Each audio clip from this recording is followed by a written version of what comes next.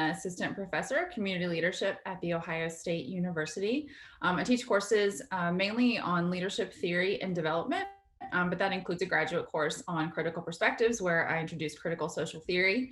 And my research has generally centered around leadership development and identity of women and youth in a variety of settings, from higher education to rural communities. Hi everyone, my name is Mary Rodriguez. I'm an assistant professor of community leadership at The Ohio State University as well. And my research really focuses on household and community resilience and looking at how how the social system can impact individual behavior change and how that can give access to resources to strengthen the household, especially when it comes to food insecurity. And I also look at individual behavior change in terms of uptake of agricultural technologies in both developing nations and here in the United States with new American populations. So I'm going to go ahead and share my screen and we will get started.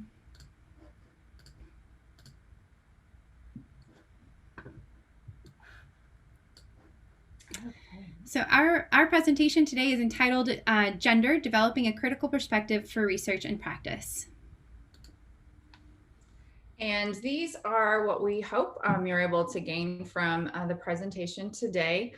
So we're just going to spend a moment looking at gender as a social construct, and then look at describing critical perspectives in research and practice as it relates to gender, also differentiating between gender sensitive and gender transformative extension practice, and identifying the role of the critical paradigm in gender research. And I see a lot of folks that are in the room that, I'm familiar with your work. So please, as we're going through this presentation, please ask questions and contribute your experiences and knowledge as well. I want this to be a shared space. So we'll just take a moment. A lot of you might already be familiar with gender, but let's just start by differentiating sex from gender. So sex is a biological concept and it's based on characteristics such as differences in internal and external sex organs and hormone activity. So gender is the societal concept. So this is where it is a social construct. So these are belief systems that are put into place around masculinity and femininity. And so gender roles are behaviors and attitudes and traits that are associated with being a man or a woman or a boy or a girl. And participating in these roles that are shaped by gender or expressing ourselves in masculine or feminine ways is not inherently negative. Rather, it's this value that's placed on gender roles that really perpetuates inequality. And I do have to put my gender binary disclaimer in here as well. Gender has never been binary as long in terms of like recorded history, but today we really are focusing on differences between men and women. But those are not only the two genders, but that's just where we're focusing today. So when we think about gender inequality, this is often influenced by gender stereotypes and norms. And so gender stereotypes are often considered to be part of personality traits, domestic behaviors, physical appearance, and occupations. So how men and women are supposed to behave, who is supposed to show emotion and not show emotion, who is in control of certain resources within the household, who takes care of the kids, who is going out and working, physical appearance, how we express ourselves through our fashion and adornment, as well as our physical attributes, who is so supposed to be big and strong and who is supposed to be more demure, and in terms of occupation. So occupations are often very gendered by being more male dominated or female dominated. And these stereotypes and norms can really influence behavior, and that's what can lead to discrimination. When someone is not fitting what people think they are supposed to fit, and then they are valued differently. So do y'all have some examples of some gender stereotypes that are often very controlling in the way that we interact with one another that you want to throw up in the chat?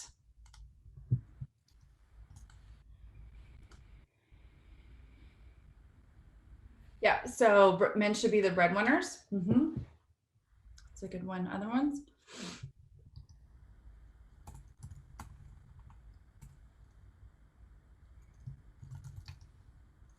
Women as caregivers. Thank you, Taryn. Women should be in the kitchen. Women taking care of their family. Certain types of work are for men or for women. And do y'all have examples of that? Mention show emotions.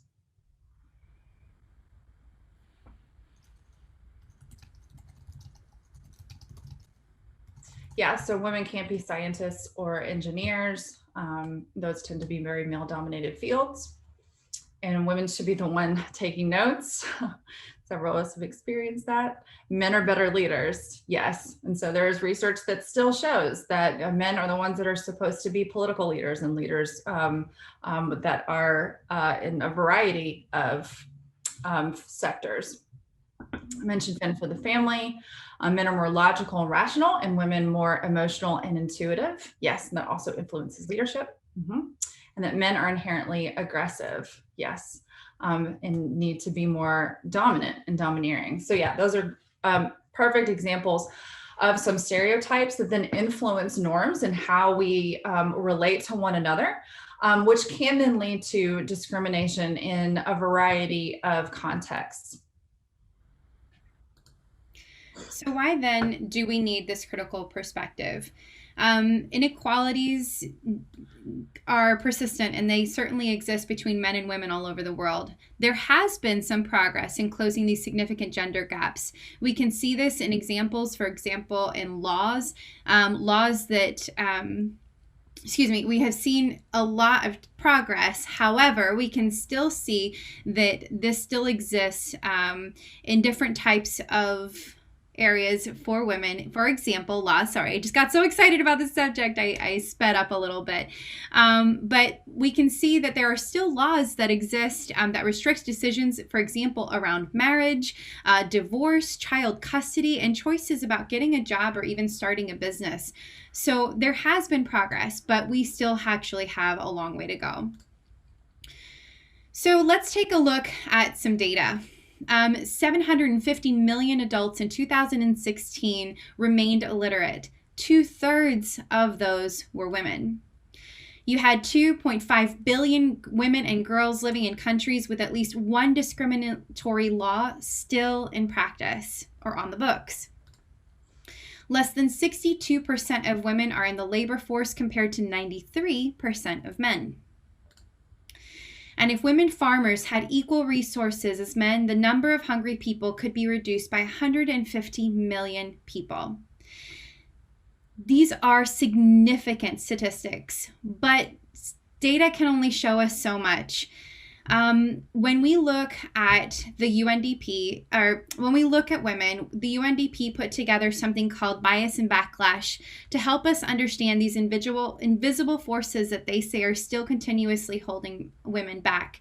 So let's take a little bit of look beyond the data. In the last decade, important gains have been made, yet women are persistently discriminated against, particularly in areas that challenge power. The fight for gender equality is a story of bias and prejudice. It's not just a gender gap, it's a power gap, and this will come up in conversation later. Women are more educated than they have ever been before, yet when they enter the workplace, they hit discrimination. They are still paid less, having fewer working opportunities. They're less likely to be managers and have fewer property rights than men. Women hold only 27% of senior business positions. Discriminatory social norms, which we'll talk about again later, are deeply entrenched in all societies, amongst the rich and the poor. Women must juggle their responsibilities in order to have it all, quote unquote. Men, however, most men don't even need to pick up the ball. 12.5 billion hours is what women are clocking of unpaid labor every day. This unpaid labor can keep women from having or even advancing their careers. So what were some of your reactions from that data? If you'd like, just kind of put some thoughts down in the chat for us.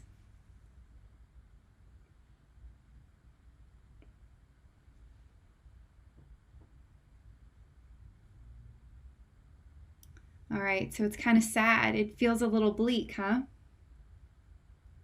Sometimes it can be eye-opening, especially when we're really focused on some of the really cool things that are happening. It's hard to see these numbers still perpetuated, frustrated. Yeah, women are still and consistently being marginalized.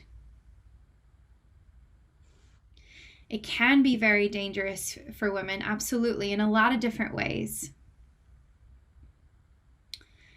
Imagine, and it does provide us a moment of pause in order to imagine how our world could improve if women could actually reach their full potential. So I don't want to leave you sad and angry, like some of us had said. I want to make sure that we kind of look towards why we're here today. So, with so many challenges facing women, what can we actually do? Interventions to change unequal power relationships or that challenge deeply rooted gender roles can be achieved through new generations of policy, education, and by raising awareness. But in order to do this, as development practitioners, like we all are here on this call, and researchers, we need to address some of the most complex and important factors that continuously affect these issues for women.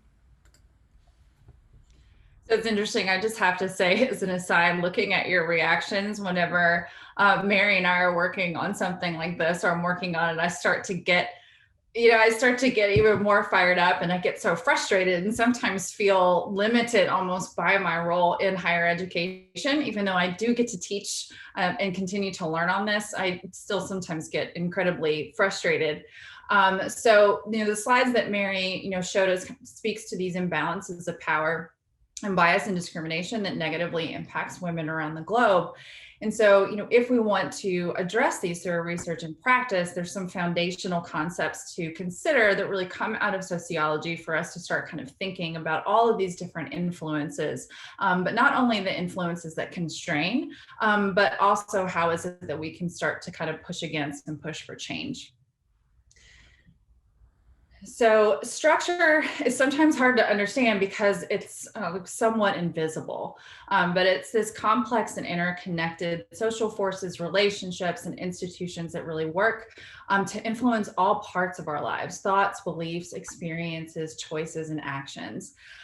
So when I think about structure, I think of all of the things that can be part of that, such as policies and laws, the gender norms I mentioned earlier in terms of how we stereotype and then react to those, even ideologies that shape how we consider family and raise our family. So all of these different things are included in structure. What's also included in structure are all of the isms, such as sexism and racism.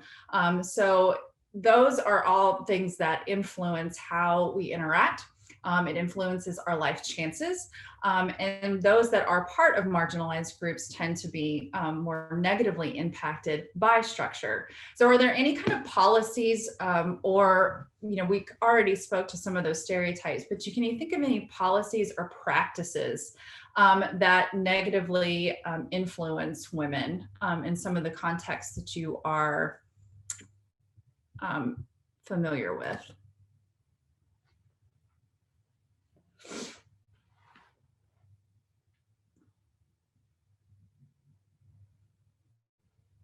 Tenure and promotion.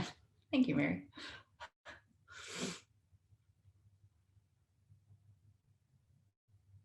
Yep.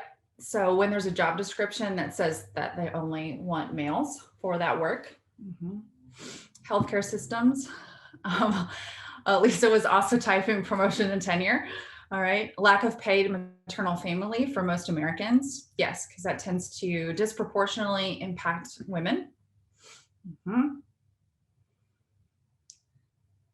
And promotion and tenure process, often that also has to do with not only that family leave and being put behind on the tenure clock, also can be related to negative evaluations, both from students and colleagues. So there's a lot of data that shows that women and people of color tend to get lower student evaluations at the university level.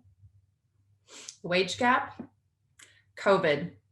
Yes, we can even see how policies that are in place around healthcare and our work have then kind of been brought to light as being constraining to women when we are faced with a global pandemic that then keeps kids home, and that when there's loss of job. And so more and more women are actually leaving the labor force due to the impact of COVID for a variety of reasons, but a lot of it is around the jobs that they're able to hold and then being caregivers for their family. And then less women being hired in organizations. Yeah, so there's things that we can see, and we can see some of the data, but it's almost sometimes we don't can fully understand like the force of this and how it continues to uphold this inequality. So when we think about inequality, we can think about structure in terms of structural domination over certain groups. So an example of structural domination is patriarchy. And so some people like to say, especially in more developed countries, that patriarchy doesn't exist. But when we start to kind of look at what patriarchy actually is, then we can still find evidence of it around the globe. So patriarchy is men holding the majority power while women are excluded from it. Men controlling resources and the development of policies, maintaining of hegemonic norms such as masculinity and heteronormativity. So going back to thinking about who is supposed to be, our leaders are supposed to be dominant and competitive, and how are we supposed to act in certain spaces? And so some of those hegemonic norms that we either feed it, we play into, are also a part of patriarchy. So this can also take the form of men's land ownership, so having control of property, and then social freedoms and privileges that women may not have in certain communities. So being able to leave the community, being able to show up in certain spaces and participate in meetings and groups, or holding leadership roles. Also control of decision-making in the home, maybe being able to hold on to funds and decide how money is going to be spent. Domestic violence can also be framed and thought of as part of patriarchy, and political leadership. So who is holding the power and who is considered to be ones that are able to lead this at the state, local, and community levels. Mary says, smash the patriarchy. Thank you. All right. So agency then is this power that people have to think and act for themselves and shape their life trajectory. So I often like to think of structure and agency working together. And there's a lot of discourse on this, but I think of agency as kind of pushing against structure and structural domination. So how is it that we can actually change some of these norms? So through agency, we can either kind of reaffirm the social order and support those existing norms, or we can challenge and disrupt them to change the status quo. And so agency can be both individual, as in what you yourself are able to do to meet your goals, or it can also be considered collective. So when a group of people exert their agency in order to meet and change goals. So when I think about individual agency, and since we're talking about gender today, I think of someone that is, regardless of how they identify, they kind of exert some personal choice in how they dress. So we know that there are certain expectations around how women are to dress, say, in a professional space. But if a woman maybe decides to dress in clothes that are much more masculine and that generally men would wear, she's making this choice because she feels more comfortable in that. And so she's actually exerting some personal agency to push against those societal norms. And then collective agency, we can kind of think about pushing for policy and law changes to make things more equitable, such as the women's right to own property or have a checking account. Thank you, and rest in peace, RBG. So power is really necessary in order to make changes in structure, and it reflects the ability to maintain the status quo. So oftentimes when people have power, and a lot of it, they can kind of dictate the values and direction that an organization or group or state is taking, as well as set those priorities.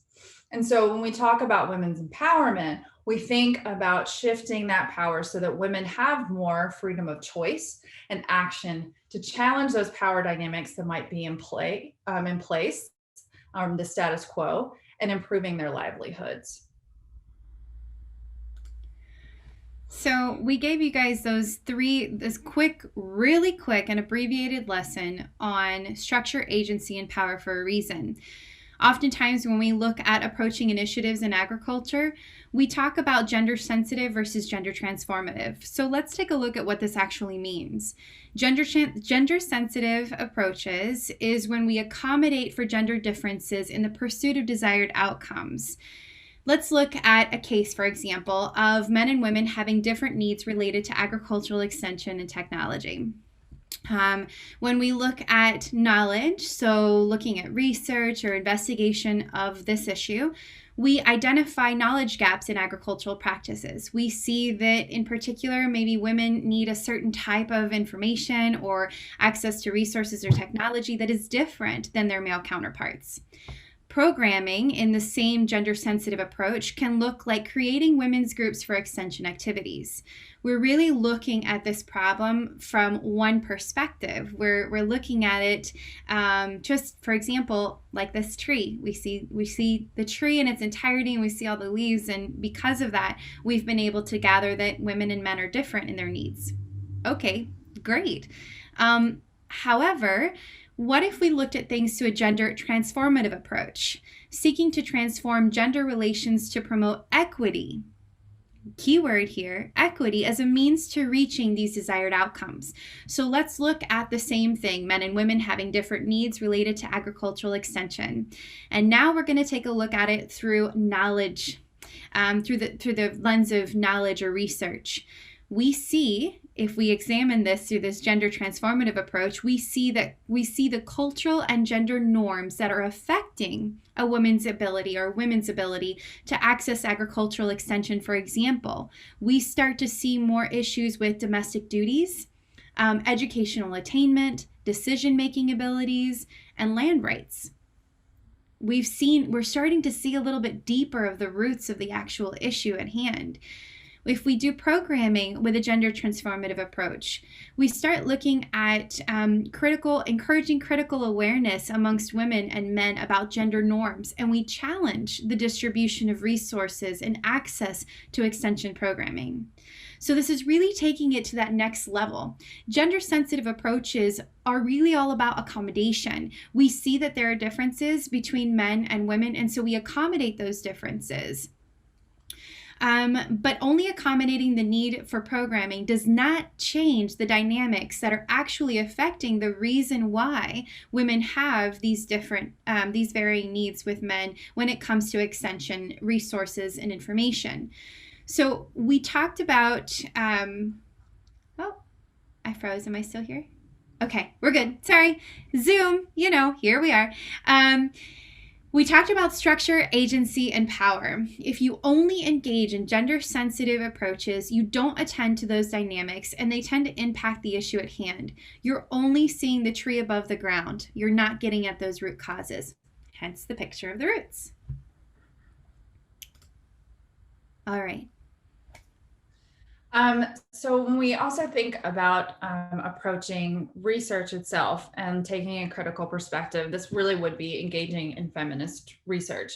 But critical perspectives really are kind of an umbrella term. We're thinking about that paradigm, looking at any type of different social groups. So critical race theory, looking at queer theory, feminist theory, would all fall into the critical paradigm. So there are some assumptions that we're making if we're using this paradigm for our research. And so the first is that human nature operates in a world that is based on a struggle for power. So we are acknowledging that and being purposeful going in, that we acknowledge that inequality exists and that there is privilege and oppression. And privilege means that there are unearned advantages for a group. And so earlier I gave the example of looking at patriarchy and men having some unearned advantages just because they were men and they were able to be in perhaps positions of power or have some social freedoms that women aren't able to have because of the gender norms that may be in place. And when we consider oppression, we're considering those that have disadvantages. And so they're really two sides of the same coin. If there is a group that is advantaged, then there is going to be a group on the other side of that that is disadvantaged. And so it's starting to recognize where that inequality exists and identify where the advantages and disadvantages lie. And so something else to consider in this paradigm is also that the research can be around the social structure. So going back to the structure piece, what are the norms, the policies, the laws, the ideologies that may be in place that are influencing, in this case, if we're talking about feminist research, the women's livelihoods and their life chances and their ability to participate equally.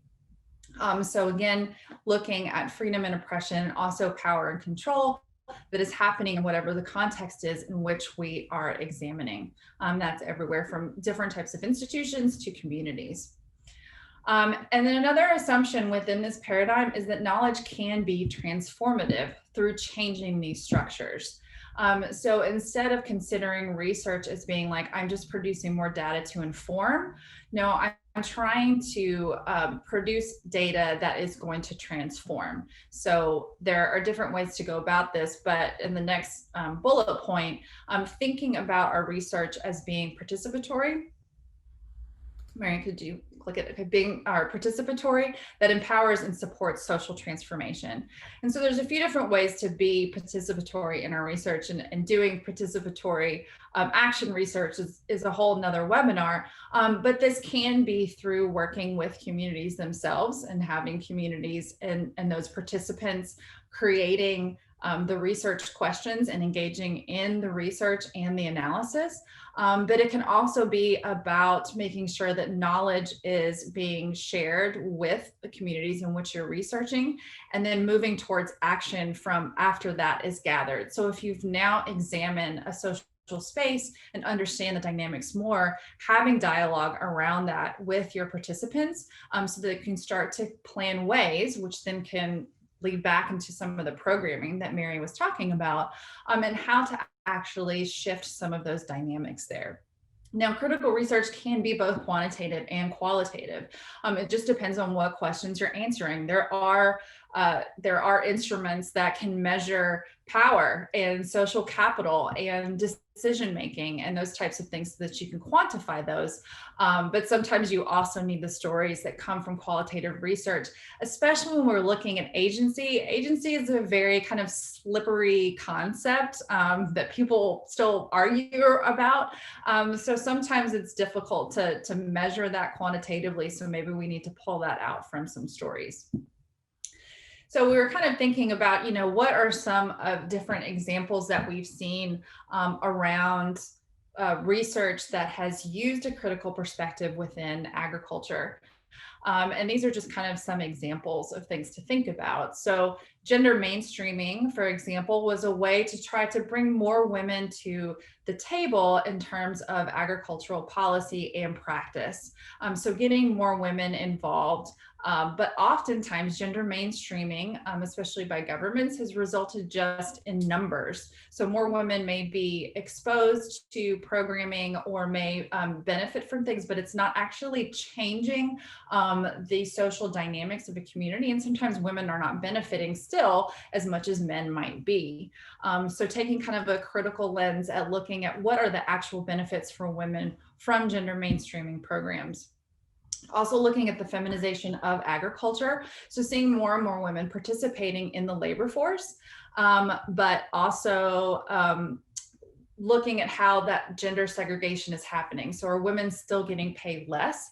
Why is it that they're still getting paid less? Are they doing jobs that men don't necessarily want to do? Is some of that unpaid labor? So maybe we see more women engaged in agriculture, but not necessarily being compensated in the same ways. Taryn also mentioned in terms of gender mainstreaming can also deepen class and economic divisions among those groups. So yes, thank you. Also thinking about masculinity. So what are some of those hegemonic norms that we might see within certain spaces? So if we think of agricultural collectives or cooperatives, if they are male dominated, there might not be a space for women to participate. just because they may not be a man, but also who are considered leaders within those spaces, and do they have to have certain traits that are going to show up as in terms of being dominant, outspoken, and so is that a very masculine space? We actually can look at some of those gender dynamics in that way. Also, men and women's engagement in decision making and access to resources within communities, specifically looking at the domestic level, but also in terms of community level as well. And economic inequality of women in agriculture. So thinking about who has control and decision making over more profitable crops. Sometimes women might start a crop, and then once it starts doing well, men can take over that crop and then start to benefit from that.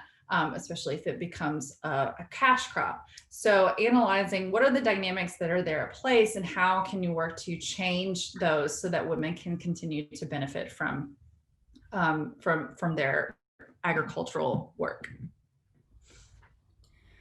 We've given you guys a lot to think about, and so we're actually going to break you out into some breakout rooms to do a little bit of an activity. I have a case study that I'm going to go ahead and drop for everybody in the chat for us. And in that case study, let me just stop my share so make this easier on me without so many windows open. If you can take that with you to your breakout rooms, hopefully that will help our discussion. Oh, having a little trouble dropping this in here. Not a problem. We will adjust.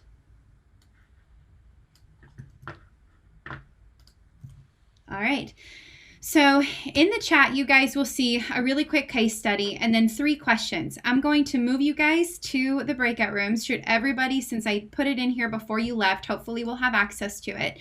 Your job in the breakout rooms is to just kind of think about, from your perspectives, the different perspectives that you bring, the information that we've shared today, answer those questions. We'll give you guys probably about 5 to 7 minutes or so. I'll be going to all the rooms and checking in to see how things are going. And then we will come back. We'll see you soon, guys. So it looks like everyone is almost back, or everyone who is still joining us, who is stuck around, which is really great. So let's kind of keep talking. I would love to hear a little bit about some of the perspectives that your groups brought to the table. So why don't we just really quickly, because there are some final discussion points I want to make before we leave today. But when we look at this case study, and there were some key things that I tried to throw at you in this particular case study, but what questions would you ask to learn more about this from a gendered lens in terms of gender dynamics? So what questions would you ask? And I joined a group that was brainstorming exactly that. What questions would you guys ask? And you can just unmute yourself and chat.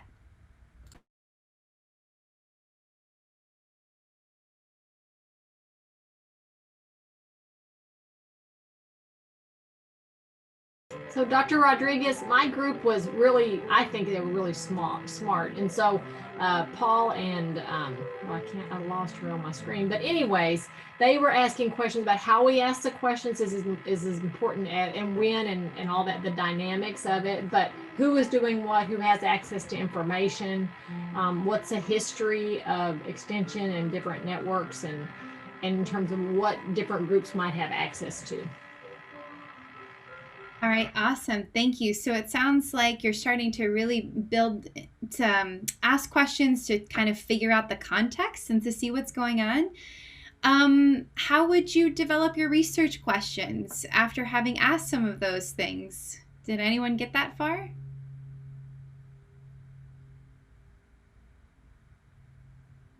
No? It was just a really good discussion on the first one. We did, and some folks shared about kind of asking about these broader like power dynamics within households to then try to understand priorities. So looking at some of those relationships and trying to understand those. So getting a broader sense then would lead to, well, what are the actual priorities of men and women? And then does that then how does that influence their engagement in extension? All right, great. Some really good questions for research. And then if you were to develop an intervention to address this issue, how would you seek to be gender transformative in that intervention? Any thoughts there?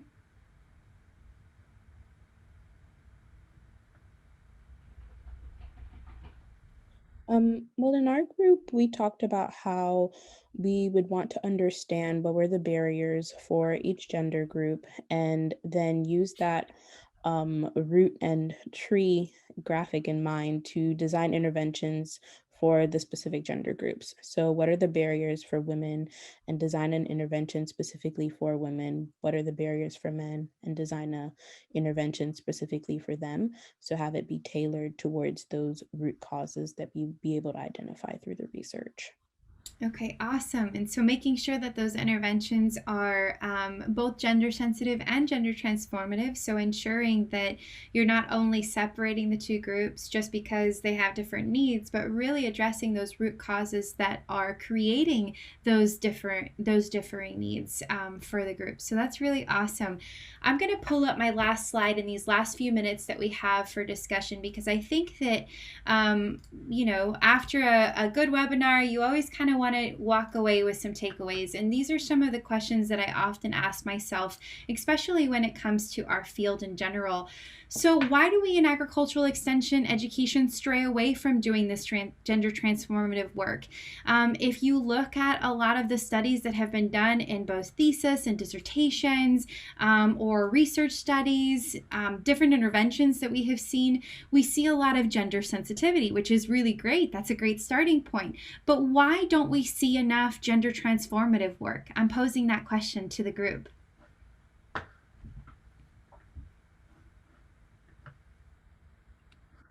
Sarai, I see you shaking your head. Unmute and tell us your thoughts. Too bad I know you. Well, it's harder because you are making an effort to transform the reality of people. So it's not just something to cover up. Yes, we consider gender. It's something that we're thinking about transforming the lives of people and at the end, future generations. So it's harder. Absolutely. Thank you. And at the beginning, I gave you guys all this information and all these different pieces of data. We can disaggregate data all day long. We can say women think this, women feel this, women experience this, men, the same things. But at the end of the day, that's not actually making a difference. That's just being gender sensitive in the way that we understand an issue. But transformative work takes a lot of time, a lot of effort, and oftentimes in our field of expertise, be it funding or the constraints of thesis and dissertation work, we're often not able to spend the amount of time that it takes to do some of this stuff. But even with some of those challenges, I feel like we should be trying and striving to work towards more gender transformative work. So my next question is how do we strengthen our capacity to actually be able to do this?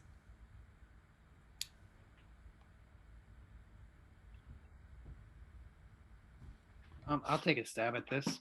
Thanks, Paul. So, and it kind of builds on what you said in the beginning, is that there is a barrier to doing this type of development because you have a funding agency that's really focused on output, and this is an outcome, and it's hard to measure. It takes a long time. You have lower numbers. So I think some of it goes with working with other agencies to show the importance of the impact of going this far and going and trying to measure the outcomes. And that's difficult, but that's, I think, can be a start. If all the groups can see the value in this outcome and striving for this outcome instead of the other types of reporting, then I think that if there's more value placed on it, it becomes easier and it becomes more important. So one of the things that comes to mind, especially as you were saying that, Paul, thank you, is when we think about perhaps what if we look at issues in a more through a different lens? What if we looked at it as a system? And what if we looked at instead of putting band-aids on things and just like taking small pieces of things, what if we looked a little bit more in depth and we're able to say, hey, listen, if we actually did some transformative work here, yes, it might be harder. Yes, it might be more labor intensive, but it would actually help us so that we're not constantly having to address the same outputs all the time. We will actually make some sustainable long-term impact, which is getting out some of those outcomes and some of the hardest things to measure. But instead of always scratching the surface all the time, what if we just got a little bit deeper and took a different approach? Are there any other thoughts here?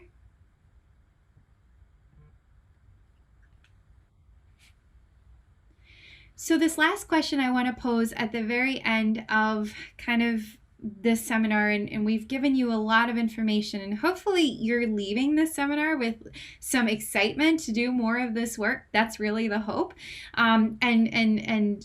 But during times like this, we're seeing all over the world, we're seeing COVID has tremendously hit lots of different communities in many different ways.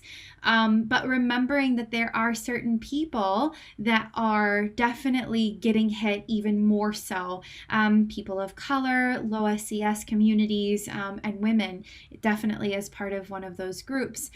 And so during times like this, how can gender transformative research and outreach make a difference in the lives of women around the world?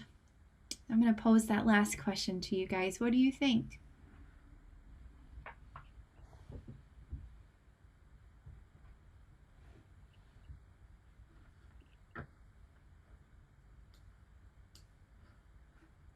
I think it's a hard one.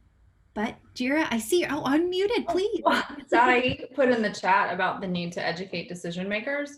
And I think sometimes our research doesn't get to decision makers. So trying to, how can we get these into folks that do have some power? How do we get some of this knowledge into their spaces so there can be some change there, and not just pushing something out to an academic journal that that other folks or other academics are reading. Yeah, that's an excellent point, is really spreading, kind of making this, maybe trying to change this as the norm, and making sure that our intervention development folks are really focusing on looking at this through a gender transformative lens, and also how can our research impact and support gender transformation on the practitioner level if we continue to do some of that research. Yeah, I think a really great perspective. Just put in the chat, maybe policymakers need to engage in inclusive solutions to problems involving women as solution partners. What a concept, absolutely. It sounds so silly to say women need to be at the table, but you'd be amazed to see how not very often women are actually at the table. So pushing for that, making that a mandate. We just want to thank you very much for your time. We have a few references here, and we're happy to share our presentation with anybody that would like it. And if you want to have more conversation about this with us, please feel free to contact us, Niewoehner-Green.1@osu.edu and Rodriguez.746@osu.edu. We value your time. Obviously, this is a topic that we are super, super passionate about. We know that there are a lot of people on this call that are experts in this area, but we definitely wanted to start the conversation because we think that it's really essential, and extension education has a huge role to play in bettering the lives of different communities in the world. So thank you so much for your time, and I'll stick around if you guys have any last minute questions. Thanks a lot.